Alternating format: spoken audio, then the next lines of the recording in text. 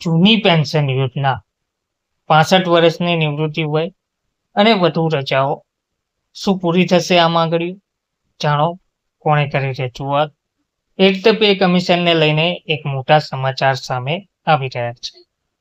નમસ્કાર મિત્રો, સ્વાગત છે તમારું અમારી યુટ્યુબ ચેનલ. મિત્રો, અત્યારે રાજ્ય તેમજ દેશભરમાં 8મું પગાર પંચ ચર્ચામાં ચાલી રહ્યું છે.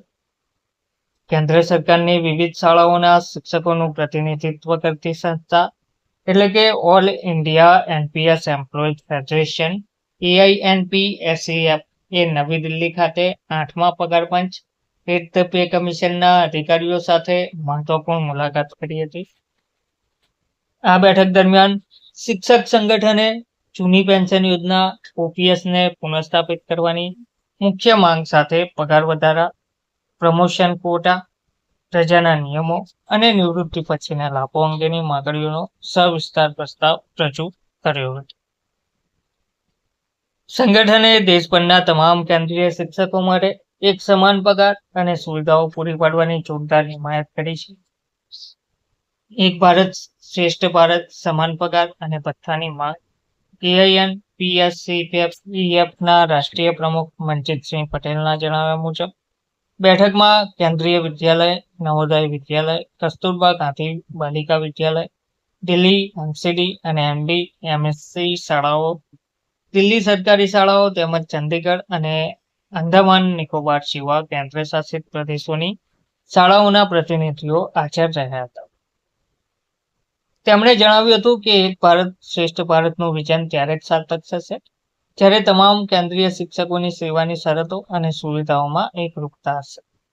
શિક્ષક દિલ્હી, બિહાર કે આંદામાનના ફરજ બજાવતા હોય તમામ શહેરોમાં જીવન નિર્વાહનો ખર્ચ લગભગ સમાન હોવાથી તેમના પગાર ધોરણ અને ભથ્થા પણ એક સમાન હોવા જરૂરી છે. જૂની પેન્શન યોજના OPS અને નિવૃત્તિ વય અંગે રજૂઆત. શિક્ષક સંગઠને નેશનલ પેન્શન સિસ્ટમ NPS નો વિરોધ કરીને જૂની પેન્શન યોજના OPS પાછી લાવવા પર વિશેષ ભાર મૂક્યો છે. ઉલ્લેખનીય છે કે 1 જાન્યુઆરી 2004 પછી ભરતી થયેલા કર્મચારીઓને NPS હેઠળ આવરી લેવાયા હતા અને હાલમાં તેમને યુનિફાઈડ પેન્શન સ્કીમ UPS નો વિકલ્પ પણ અપાઈ રહ્યો છે. પરંતુ શિક્ષકો OPS ને જ માંગ કરી રહ્યા છે. આ ઉપરાંત શિક્ષકોની નિવૃત્તિ વય હાલના ધોરણોથી વધારીને 65 વર્ષ કરવાની માંગણી પણ મૂકવામાં આવી છે.